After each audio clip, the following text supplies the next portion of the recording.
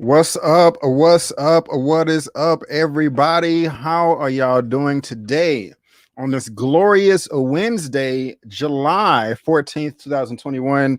We're here to talk Loki episode 6, recap, spoiler breakdown. Yes, coming to you live right now. And if you haven't seen the episode, which I'm sure you have, I just have to make sure I'm going to spoil this thing up, down, left, right, in, and out as if you've already seen it. So you have been warned. We are at the season finale. I cannot wait to talk about it with myself, with you guys in the chat right now. Also with our guest that is waiting backstage right now. We already got 31 people in the box right now. And so thank you so much for being here. I really do appreciate it. How many likes do we have right now? We have 27 likes. So if we can get a few more thumbs up, I really would appreciate that. And let me go ahead and bring in my first guest of the show today. I don't want to waste any time. This brother is cool as hell, does everything on his channel, and y'all know him from the great state of Louisiana. I call him the king of anime, and that is Mr. OneTakeBigDog. How are you doing, my brother? Hey, man, it's Loki season finale review, man. I'm doing good. I'm doing really good, man. Yes. And and thank you so much for being here, my brother. I really do appreciate it. Did you have a good day today? I gotta make sure you had a good day today. Today was actually pretty good. I got a lot of stuff done today. Good. I'm glad to hear it, man. I'm glad to hear it. Again, guys, y'all know Mr. OneTakeBigDog. I mean, you know, he's gonna be here for a long time. If you like what he has to say and myself, you can both follow us on social medias, especially Instagram. Our handles are up on the screen. Also, if you do like what he has to say, there is a link down to its information down in the description box. And like always, you can head over to my channel tab, and this brother's information is going to be right there as well. And if you see somebody on my channel tab, that just means that they're cool people, and you just need to follow them. And you know, that it is just what it is. And so sorry, I am late. I know I am late today. Life and my day job got in the way because I'm gonna be off all next week, you know, for my birthday. And my clients was putting all their work on me this week because I'm gonna be gone next week, and it just kind of slowed me down. But we are here and ready to talk about Loki. Before we get started, let me just go ahead and shout out everybody in the chat, or at least a few people. SJ Evans, Chris Doggett, what's good? Stephanie Garnett, hey, Tyronda Coleman, how you doing? Kobe James up in the building. Who else we got in here? Rim 17, not what was I saying last time? Stevenson. Rim 17. What's going on, man? Some of those folks were toxic. Yeah, they are. My dude could have stayed in Lovecraft Country. Oh, we're gonna talk about it. We're gonna talk about it. Who else we got? Pickles 1. I don't think I recognize your name, but what's good? Y'all was like, woke up this morning for a dissertation. Well, hey, I mean, you know, we'll see. I don't want to give my opinion yet unless you saw what I posted this morning, because they were trying to come for me in those comment sections. And I want to thank all of you out there. Some of y'all defending me, but it's all good. I'm not finna let nobody steal my joy and stop me from talking Marvel. You know what I'm saying? The most important things for me in my life right now is getting married and starting a strong Black family and seeing the rest of the MCU to the end of time. You know what I'm saying? So, you know, I ain't nobody gonna stop me just from a few bad comments. Kobe James was good. I hear you. Who else we got in the building? Josh Judd. Hello. Trey Carrillo. Who else we got in here? Support Gaming 2021. Anthony Mazzino. Oh, who else we got? I don't want to leave nobody. Arkansas B. This is going to be a good one. Yes. Nery's 21. I'm here, baby. I am here. Who else? David Gilner. Karina Benford. How you doing? My sister. I thought I just missed somebody. I guess I didn't. Carbro. That's what I missed. Was good. Yeah, that's good. The sacred timeline is fucked. Yes, I actually said a cuss word, but it was with the P, not the F. So I don't know if that counts. Rodney Fundenberg, Cloud Johnson, K Park, Lawrence. What's good, Larry? The legend Larry is in the building. And I'm gonna make sure he talking about Killmonger's a rifle will of Wakanda. This guy here, we on Loki. He talking about that. So guys, oh, we got a super chat. I didn't even mean to do that. Jaren 125. How do we know this is the real B. Avery and not a variant B. Avery? I don't know, man. I don't know. But here you go. Let's start this thing off. What a money reside. Okay. Thank you so much. You keeping the lights on over here in the studio, and guys, this is gonna get better and better. You know, y'all help me pay for this new mic. Do y'all like the mic? And I'll update y'all on the computer. Maybe this weekend. But so I have to go at 7 o'clock. I'm gonna try to make sure the stream ends right around that time because I have a screening to go to for Space Jam 2. It may just be me and OneTakeBigDog today, so that's fine because that just gives us more time. I mean, enough time to get through the episode.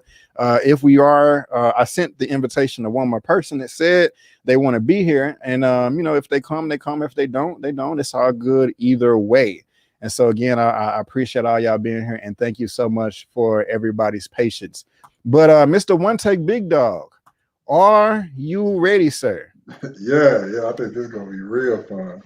all right. Well, let's have some fun, y'all. Let's have some fun. And I just want to welcome you guys to another live stream of mine on Just My Opinion for the Loki episode 6 finale recap breakdown. Yes. The episode is titled For All Time Always. Yes.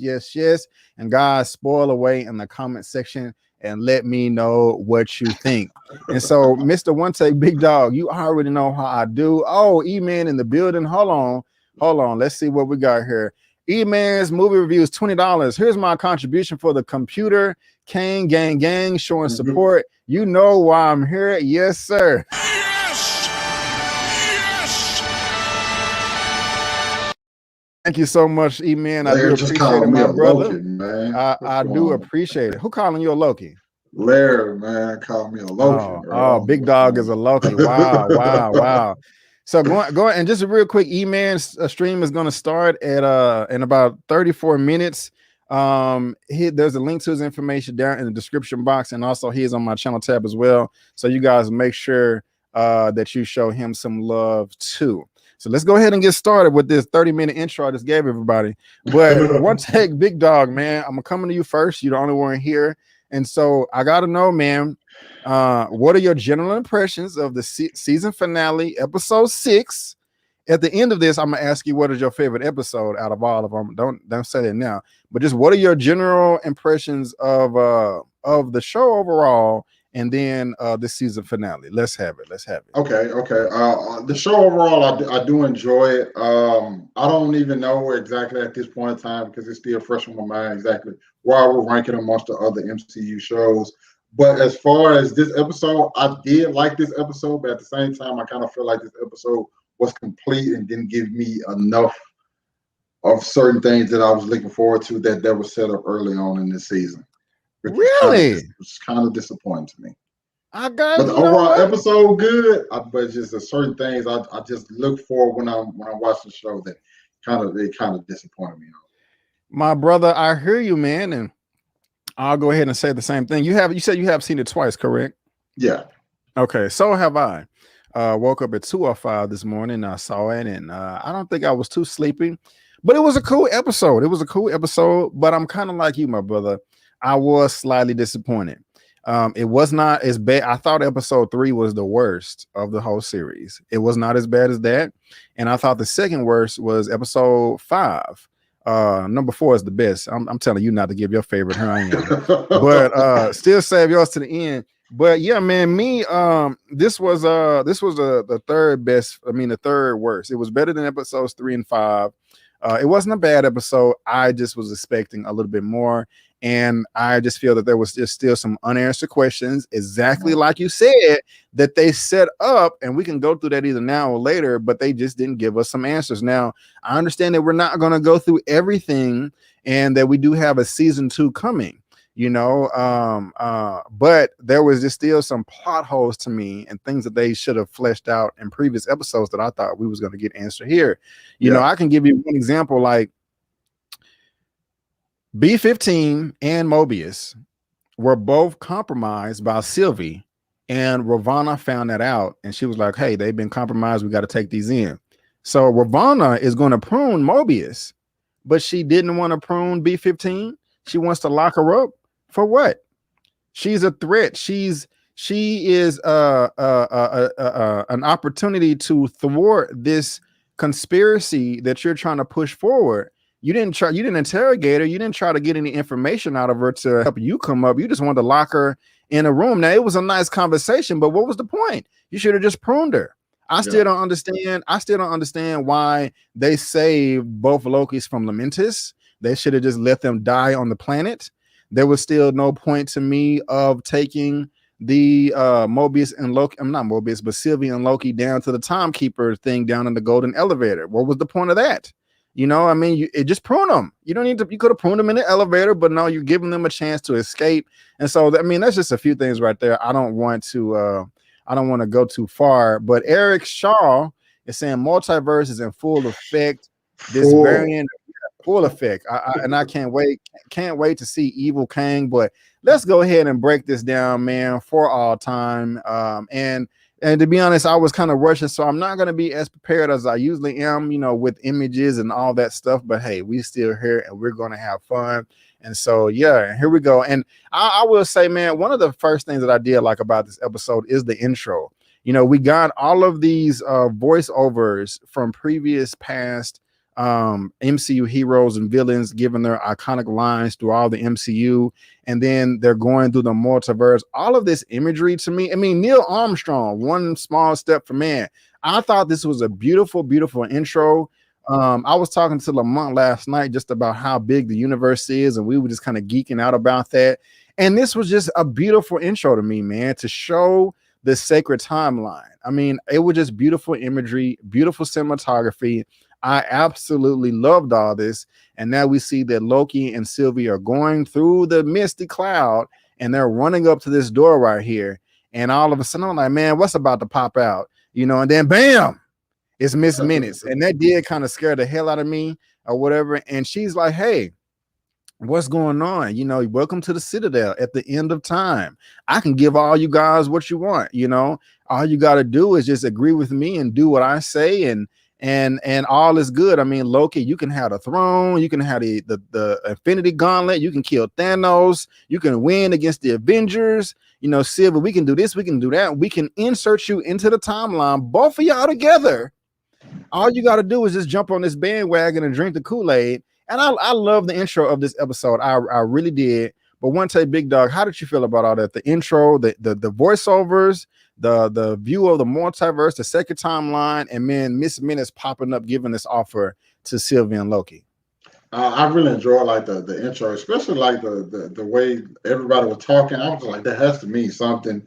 I'm thinking to myself, maybe they go back and all of that stuff has changed now, and maybe those quotes are not even said no more about, you know what I'm saying, by the end of this episode. But I also, we knew something was up with Miss Minutes. Miss Minutes was slick the entire time. The way she was able to peep game a few episodes ago when she saw Ravonna in danger. So I was just like, okay.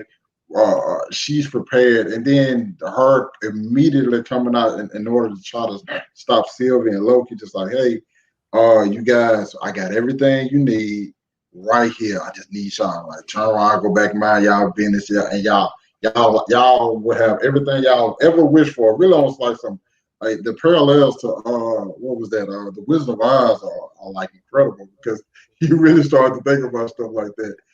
So I really enjoyed that introduction. Already. And let me go ahead and bring in the second guest of the show today, the stock market master genius. That's Mr. Lamont Tyson with Life Gains. How you doing, my brother?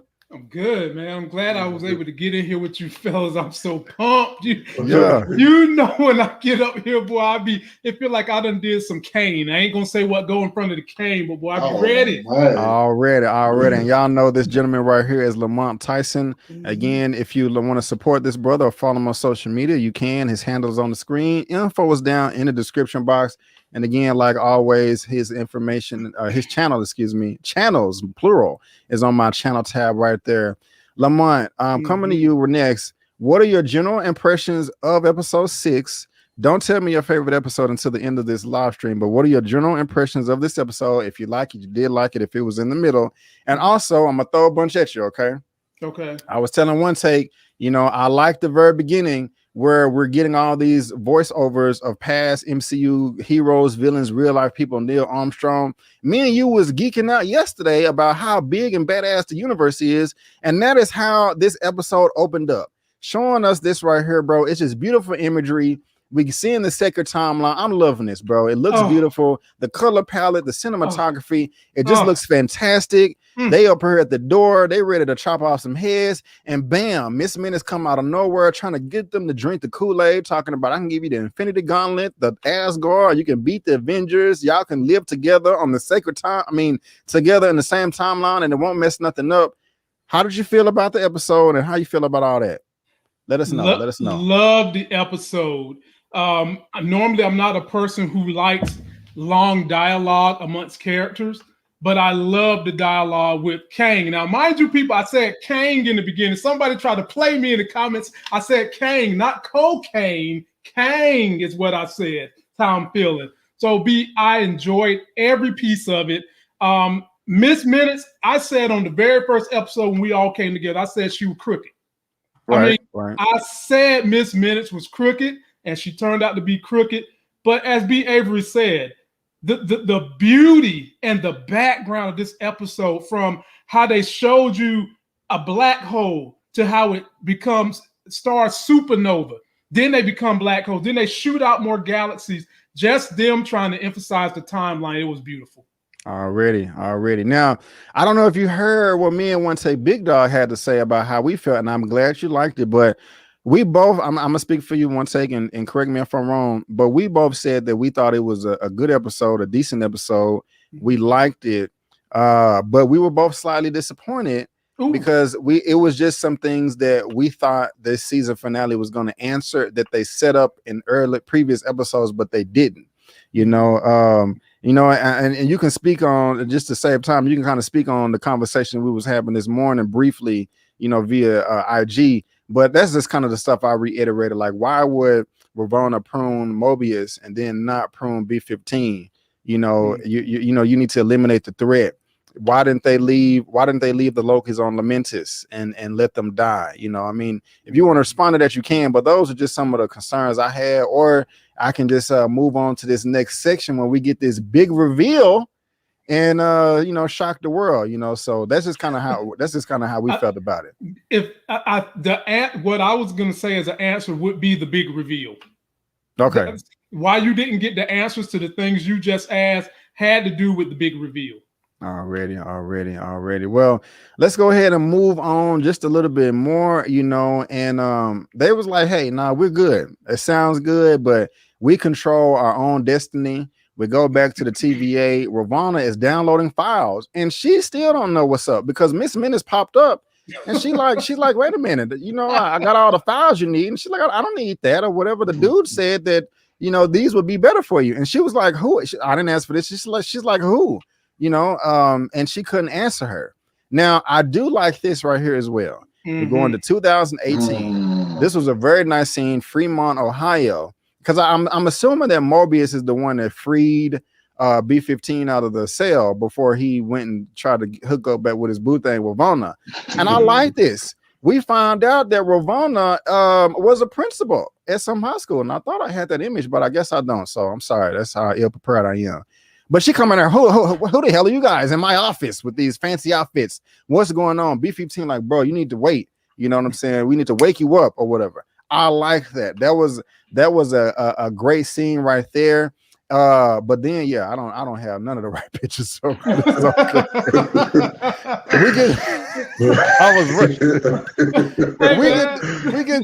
get the reveal, man. This guy right here is behind it, man. Jonathan Majors. I got this picture. Jonathan Majors.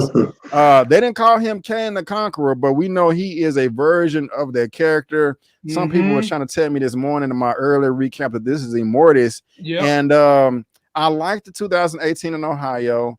When I first saw Jonathan Majors pop up, I was like, oh shit. That's what I said to myself. He's sitting down on a little bench in the elevator. You know what I'm saying? And I have to say, I mean, I'm on the fence. I like the brother, and I liked it the second time I saw it, but his kind of goofy and kooky attitude or whatever was kind of like, okay, if you're going to be the big bad that's going to reveal it all and say that you're in charge, you know, I kind of wanted you to seem a bit more sinister and badass and not just like, man, I'm hungry. I got a headache. But how did you feel about the reveal and also B15 trying to show the other henchmen that Ravonna is a principal at a high school and she's a variant? Oh, I'm sorry, Lamont. Oh. My fault. Well, you know, I'm about that B15 life. I want to see more of her in the MCU anyway. Her and Mobius, it seemed like they was going to be on a crusade to introduce the truth to everyone. And that was just going down the road of trying to get the truth introduced to everyone, because you saw when the other hunter came in, he assumed that she was Ravonna Redslayer, but she didn't know that she was the principal. So I want to see those two team up and go down the road, and maybe she'll become his new boo thing. And in terms of Kang, and he didn't say Kang because he is the Immortus, Nathaniel Richards version of Kang, the oldest version of Kang, who never puts on the traditional comic outfit. He wears a robe. That's what he does. But he is supposed to be Avery, as you said, the most powerful because he's the oldest. He's been through time. He's seen all these powerful entities. And I was kind of chuckling at how goofy they made Jonathan Majors. But here's the thing. Because he's such a talented actor, he pulled it off for me. And I guess this is just going to be the way MCU is going to play him, because you got to remember, they just introduced us to the fact that there's more than one Kang. So that's why I feel like this one was goofy as hell. Plus, he's millions and billions of years old. He's tired of this job. He's fighting himself. He's fighting himself from more evil versions of him. And he's done it by using the guard dog at the fence. And I'll let someone else talk about that. So it didn't surprise me that he was acting so goofy, because if you've been seeing everything happen, you probably acting the same way. Right on. Larry, silly. OneTakeBigDog, how you feel about all that, man? You muted, bro? Oh, go ahead. My bad. As far as like the whole B-15 walking into school, I thought that was excellent because I think earlier in the season we was wondering like what is going on with the other Minutemen and why haven't they just realized like, hey, we're all variants. And I think B-15 getting one of the leaders is like I think this pretty much like solidified for him because you hear one thing and you don't necessarily know if it's true. So then you see Ravonna put it on you in her like her natural setting as a principal. Look like one of those principals you don't even want to have because you know once you go to her office, she probably send you to the crib.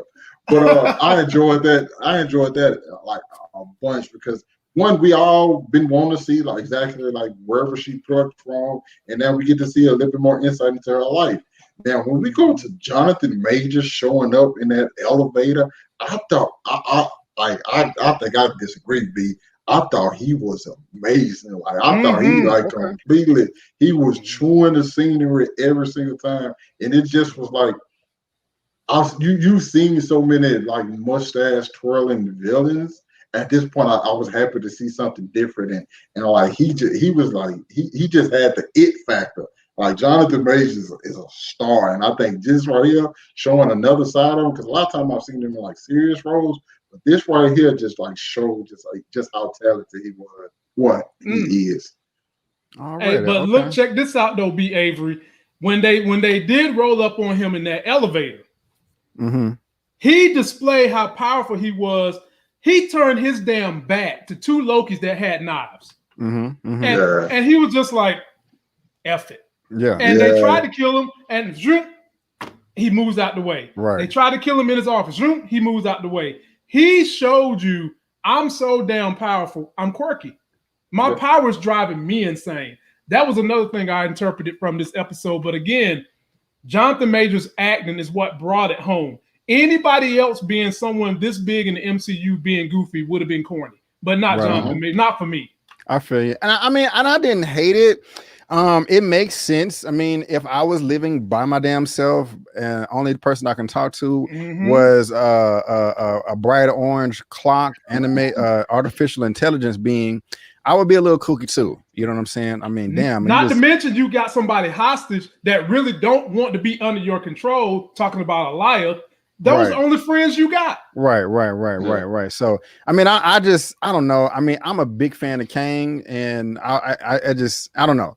It was cool. But since you brought that up, you know, he got into the origin of all the Kangs. You know, he was trying to pour them the tea. So let's go ahead and break that down right there. Of him telling the origin of Kang and the multiverse and all that good stuff. And who went first last time? Was it you, Lamont? Yeah, I went last time. Okay, so I'm gonna come to OneTakeBigDog first, but let me show you this. OneTakeBigDog, break it down, man. What did you think about that explanation of his origin?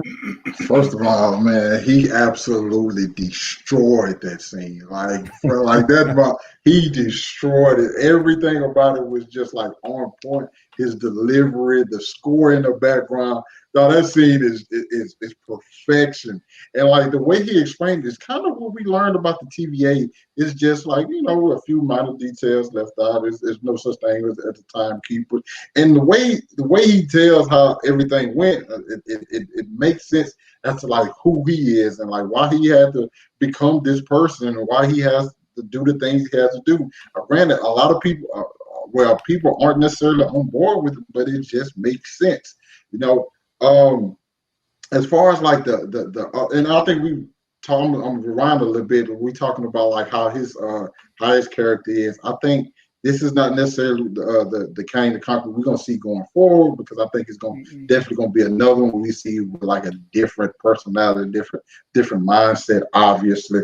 But I absolutely love the explanation. It was simple. Everybody got it, and I think this was just as simple as like the cartoon that we got from episode 1 explaining like the timekeepers. Instead, it's just Jonathan Majors monologuing, destroying it, and pretty much just like it's easy as first grade. He put it out simple so everybody's able to understand.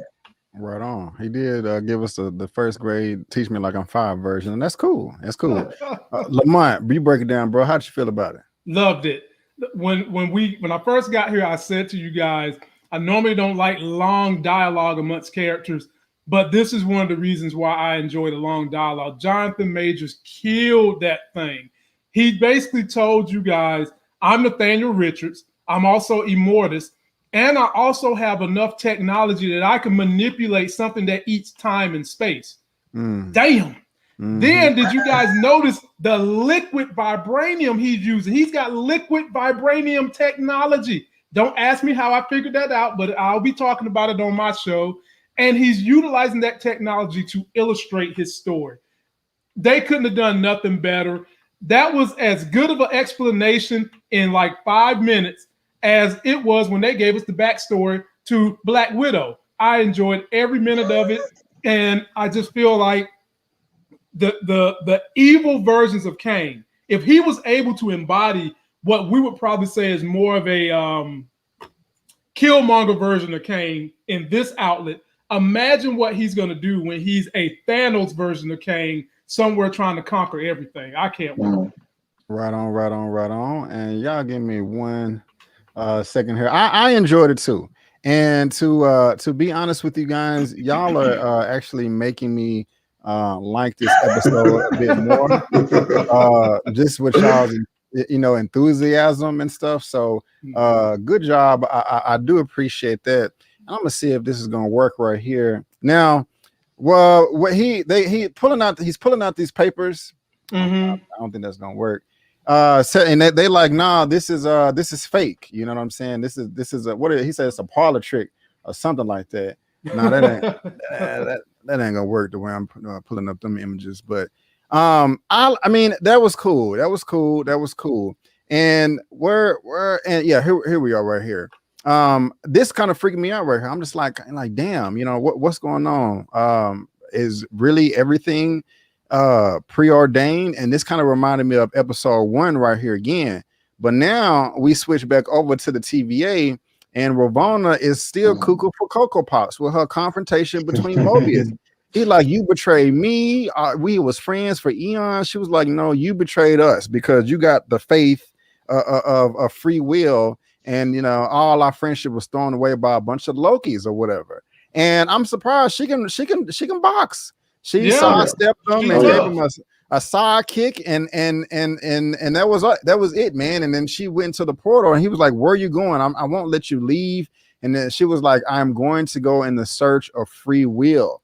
That was quite interesting to me right there. I did not see that coming either, and I wonder where she's going. Lamont, where do you think she's going when she says that I'm going to go look for free will? She's going to find younger version of Kang in the multiverse. That's where she's going. She's going to find the Kang that you guys saw that Loki was looking at the end of the episode. That's the Kang she's going to find. I'm telling you. Book it. Okay. Quite confident. I like it. OneTakeBigDog, how do you feel about that confrontation between Mobius and Ravonna, as and she kicking his ass as well? Man, I really enjoyed that because in a certain sense, you kind of like understand what Ravonna's saying. It's like, yo, we've been friends for an incredible amount of time, and like these two people come through intentional like faith just a little bit, and you completely switch up on them. She says, she's like, I didn't betray you, you betrayed me. Like I stuck my neck out for you. I was constantly trying to do things to help you, and like you kind of like switched it up on me. Granted, it was for a good reason. But her whooping Mobius never seemed like the type to get involved in like fisticuffs or anything. So I was surprised. Like she pretty much took my boy down pretty easily. But I like what Lamont said about where she was going, because when I watched that scene, I had no idea. I'm just like, where is she going to where this is possible, especially after all the events that we had? But I also thought to myself, Kang wanted her to do this because he chose certain files for her to look at so she can go explore. Right on. Now, right after that, what happened right after that? I'm tripping. It was right before the fight. What happened right before both of the Loki's fought? I forgot. It was something. It was something significant that happened right before that. Maybe I'm wrong. And y'all about how he was like telling them, well, Sylvia, he called Sylvia, which was great. I remember something started happening outside, like it was some storm cloud. And Mhm. you know, he was just saying, "Oh, wait a minute, I filmed earlier. Mhm. I told y'all that I knew everything and I saw everything, but I don't know what's going to happen at this point right here. You know, Mhm. I don't know. It is still open. It's still to be determined, and Mhm. that is something that I like. And we kind of see that the timeline starts to branch. It doesn't go Mhm. crazy, but that's what stuff starts to break apart right here. He was like, you know, but he has no idea, you know, how things are going to take place and you know what's going to happen. And that's when, you know, to be honest, guys, this is the part that kind of annoyed me right here. Is Sylvie and Loki starting to fight? See, yeah, Mhm. Sylvie and Loki starting to fight. I don't know. I kind of thought it was wasted screen time. I didn't want to see them Yeah. fighting. I wanted to see them getting along more, but you know, that's unfortunately just not the case. However, I will say that the fight, this was a nice fight between them. I like how both of them was using the powers. He was using, you know, doing like, you know, get over here. I thought that was cool. And she then takes his temp pad, not Loki's temp pad, but Kang's temp pad. That was like a little rock or something like that, and she sends him back into the TVA. Later, we found out that it's not exactly what we think or whatever. And Mhm. then she goes over there, and she's you know, she's about to swing on him, and Loki steps in, and then she flips the table back, and she stabs him in the chest. She stabs him in the chest, and you notice that she said, no, he was like, well, I'll see you soon. And he winked at her, you know, and that just means that all these Mhm. other versions are going to be coming in. And it's just like the more beautiful imagery and just chaos, bro. I mean, this thing is branching off in every which of way. And I was watching this like, God, I mean, look at that, bro. Mm. Look at that. Mm. That is crazy. The multiverse Mm. of madness is next, man. And nobody Man, knows. Let's look at that's nuts. nuts. Just nuts to me. That is just nuts to me. That is just nuts to me. And so I forgot who's next. But what do you think about the fighting between Sylvie and Loki?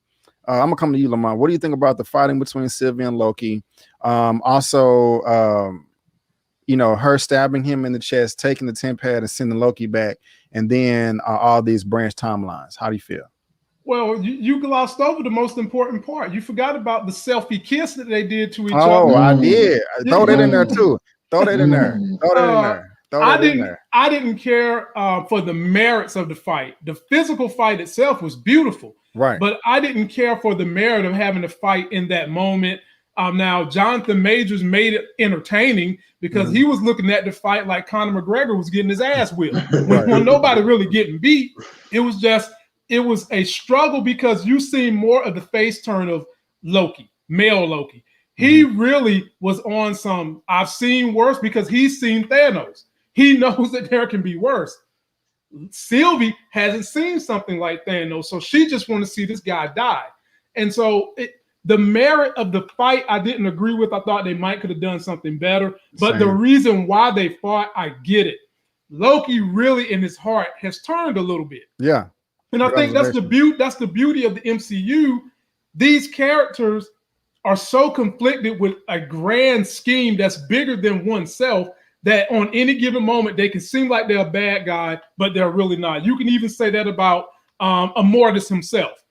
At first, and he even said himself, "I'm doing evil deeds. You all have done evil deeds, but there's greater things out there more evil than me." And so at that moment, I think Loki took that into consideration, kissed his boo, and thought that was going to stop her. And no, she foot planted his ass all the way back to where Ravonna is at, creating a branch in the timeline. I give it to you, one take. Man, I really be hating coming out to Lamont when he really going into Man, details about man, everything you got to stop say. it. He Stop do it it, man. so often, man. He do it so often. But yeah, I enjoyed this scene as well quite a bit.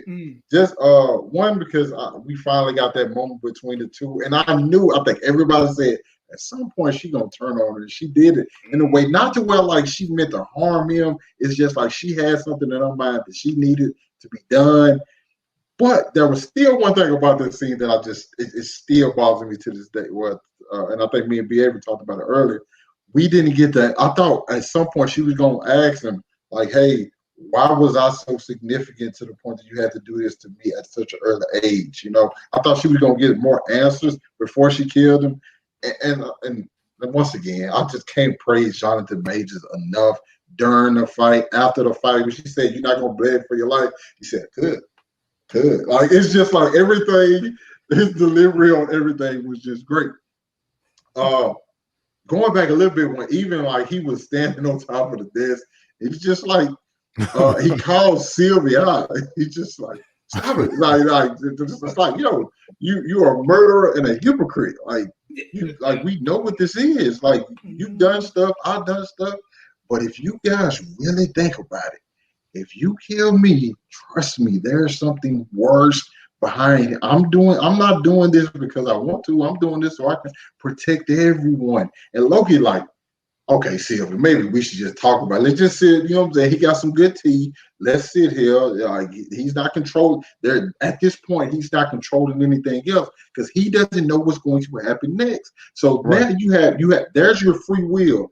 There's the time when you have a real conversation with her. Sylvia's mind is so caught up on revenge and rage that she looks past all of that and just has now thrown everything into complete chaos. Seeing those timelines branch, because like the first image you see, okay, just that one time. Once you see all of these things, you just can't help but think everything has gone to hell, and there's no telling what's about to happen next. This, man, I was kind of like, I wasn't like fully with you, Avery, but I was kind of like, some stuff like was disappointing. But the more you talk about it, and like the more you appreciate some of these things in the episode, it really rises up for me.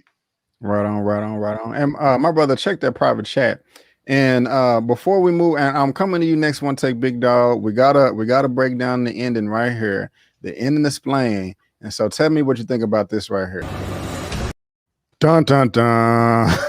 One take. Break it down, man. What'd you think when you saw that? Well, I didn't know what to think, honestly, because I think my mind was just so focused on what happened between Loki and Mobius and the fact that he didn't know who he was. And so I'm thinking, like, Loki literally just got back. Sylvie just killed him.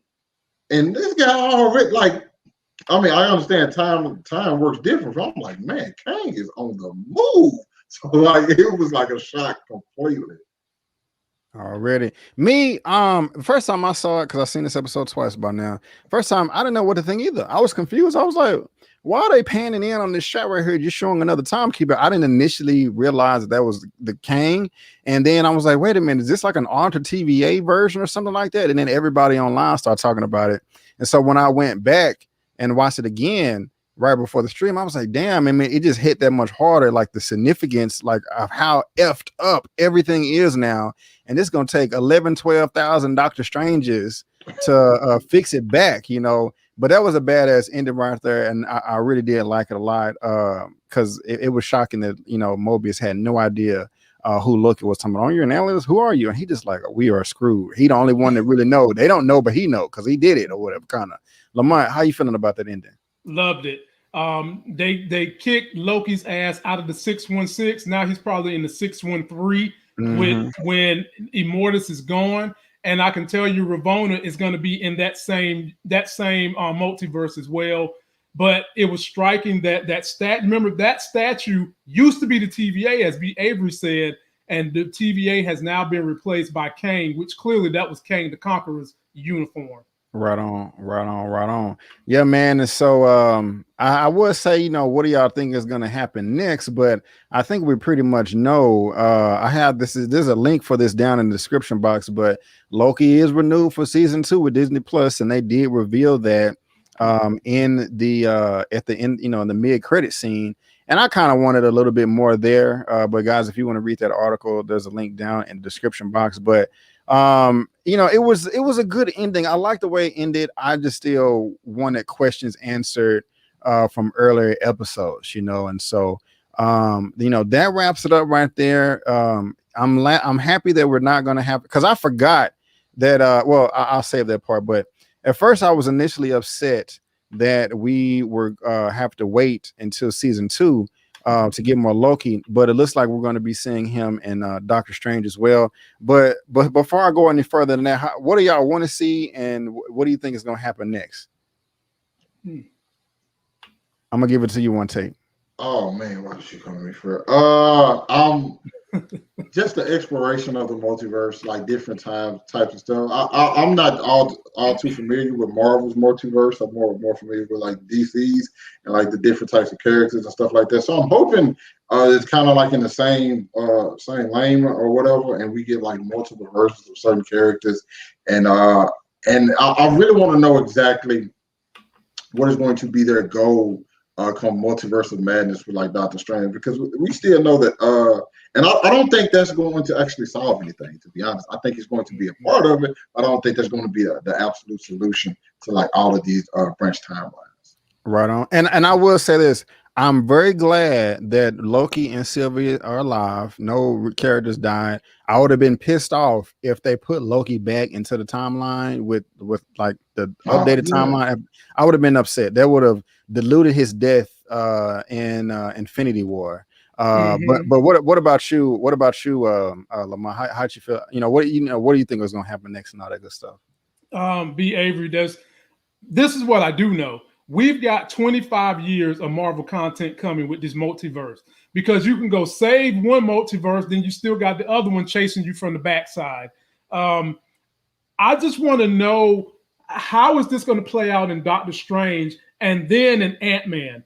Because we do know that Jonathan Majors' Kang is the villain in Ant-Man. So I'm interested to see how that plays out. But I also want to know, what is it that Loki is going to be doing in Doctor Strange? Is he going to be trying to warn Doctor Strange? Doctor Strange already know. They just have a whole lot of story arc that they can reach coming over the next couple of decades. And I just want to know, where are they going to begin? Already. And guys, we got 111 people in the live right now. We got about 80 likes, I think. So if I can get a few more thumbs up, I would really appreciate that. And let me know whether you're watching this live or on the replay. Let us know what you think down in the comment section below.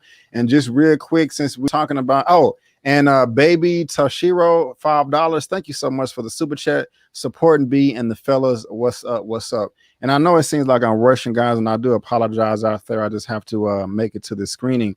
But when y'all see I changed the background and the scroller at the bottom, that's because, as Lamont was just saying, we have this right here. There's a link for this down in the description box below. It says Collider, Tom Hiddleston's Loki will reportedly appear in Doctor Strange in the Multiverse of Madness. This makes me very, very happy.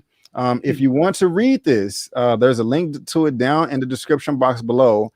The multiverse has exploded, as we all saw in this episode, as y'all guys are saying in the chat right now, and this is just super dope. And I'm kind of happy that we don't have to wait so long to see Loki anymore. You laughing at Larry? Yeah, he crazy. He's all right on now. And so how you feeling about just real quick one second, Lamont, how y'all feeling about Loki popping up in the Multiverse of Madness, if you didn't answer that already? I feel like it only makes sense for the story, especially considering the fact that he knows the majority of what has happened. I feel like he has more knowledge of everything that's going on than either Wanda or Doctor Strange. Already, Lamont, anything? Doctor Strange is probably gonna open the portal and have his ass just dropping perilously until he figures out whether he can trust Loki or not. Right. And Wanda is so powerful, I don't know how she's gonna react to Loki, other than maybe knowing in the back of her mind that at one point in time he was the bad guy. So I want to know, how are they gonna receive Loki in that movie? Right on. Well, guys, again, I want to thank you all so much for tuning in to another episode of Just My Opinion. If you're watching this via live or on the replay, just let us know what you think down in the comment section. And again, this article right here saying that Tom Hiddleston will be popping up in Doctor Strange Multiverse of Madness is down in the description box below. Now, but before we go, this has nothing to do with Loki, but I have to talk about it real quick because it's just that damn important to me. And I will feel bad if we didn't. Y'all, Lamont, you talked about this last night, that dumbass Karen at the Victoria's Secret with her white privileged tears. You know, I'm sick of these white women doing shit like this. It infuriates the F out of me. That's how Black Wall Street was destroyed. That is how Emmett Till was destroyed. That is how the woman, you know, Malcolm X always used to say, you know, hey, watch out. We know the Republicans don't like us, but watch out for the liberal Democrats too. They're two fangs of the same snake. You know, where the dude was bird watching a black guy in New York, and the woman got mad because she fed the dog. And she was like, you know, hey, I'm gonna call the cops and tell this, you know, that you're threatening my life. I'm sick of these evil white women using these white tears to get what they want. So y'all heard about the situation with the Karen at the Victoria's Secret. So there is a GoFundMe to help the black lady get a lawyer. And her name is Ejimo Ukinta. Right here, I donated $10 yesterday. I'm probably gonna donate some more. My mom donated $20. I've been sending this around. There's a link to this GoFundMe in the description box of this video. So if you want to help this black woman get a lawyer so she can you know, file a suit or multiple suits, that is there for you at your leisure. Again, and Lamont did talk about that last night on his channel. I'm passionate about it, and I just have to yeah, Karma talking about she threw herself on the ground like a child. It's effing ridiculous. So so anyway, that's in the description box if you want to you know, support this black woman, because I mean, we got to support each other. So I hope I didn't just dampen the mood too much, you know, but I just had to do that, guys. And again, y'all know our boy Eman right now is doing his live right now. It started about 12 minutes ago. And so y'all show him some love. Lamont, are you going to be doing a live too at 8 p.m.? 9 o'clock. 9 o'clock Eastern time. 9 p.m. Eastern, 8 p.m. Central. I won't be there. Unfortunately, I really want to. I gotta oh man, my computer's acting up. Okay, hold on. I won't be there because I'll be trying to check out this screening. But you guys go support Lamont. There's his channel right there, the third one at 9 p.m. Eastern, 8 p.m. Central Standard Time. And guys, again, I just want to thank all y'all so much for tuning in. That is, I'm B. Avery. That's OneTakeBigDog, Lamont. Follow us on social media. All of the information is down in the description box, and you can follow them on my channel tab. And before you go, don't forget, another episode of Just My Opinion. Peace out. Thank you. We'll see y'all next time. Peace. Peace out.